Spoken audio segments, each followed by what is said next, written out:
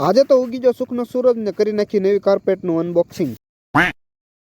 તો good morning, જય માતાજી, જય શ્રી કૃષ્ણ ને રામ રામ ડાયરા ને તે રોજની જેમ રોજ સવારમાં હું નીકળું છું એમ આજ પાછો પંપતની ગાડીમાં નીકળી ગયો, મળી જતા બાજુવાળા એટલે બેસી જશે તો એની ગાડીમાં જવાનું હતું આપણે ગામમાં। પોગી ગયો ગામમાં ને ક્યાં અમારી બચ્ચા પાલટે કે અમને વ્લોગમાં લ્યો। મેં કીધું બધાને રામ રામ કયો ડાયરા ને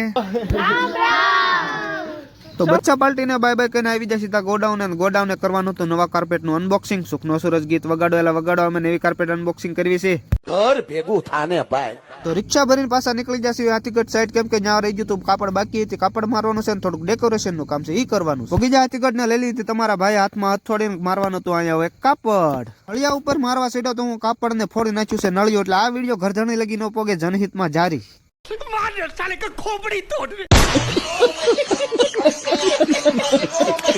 કાપડ મારીને કરી નાખ્યું તું કમ્પ્લીટ ને હવે જવાનું હતું બપોરા કરવા આપણે ઘરે। બપોરા કરીને વિયાઓને ભરી લીધી આપણે પાછી આપણી રિક્ષા ભરીને સીધું જ આપણે જવાનું હતું ગામમાં। તો બીજા ગામમાં ને પાછી લઈ લીધી તમારા ભાઈ હથોડીને કામની બોલાવી દેવાની છે ફૂલ બાકાજી, કેમ કે પાછું મારવાનું છે કાપડ। તો ઘરે કાપડ મારીને કરી દીધું કમ્પ્લીટ ને હવે આવ્યો વારો બારનો, બહાર બોલાવી દીધી બાકાજી કીને કરી નાખી એન્ટ્રી કમ્પ્લીટ। કરી નાખ્યું તું કમ્પ્લીટ ને વાગી જતા 3 એટલે આવી જાય ઘરે ચા પીવા। ચા વિના મને ચેન પડે નહીં। ચા પાણી પીને ભરી લીધી ટેબલની રિક્ષા ભરીને જવાનું છે આપણે હાથીગઢ।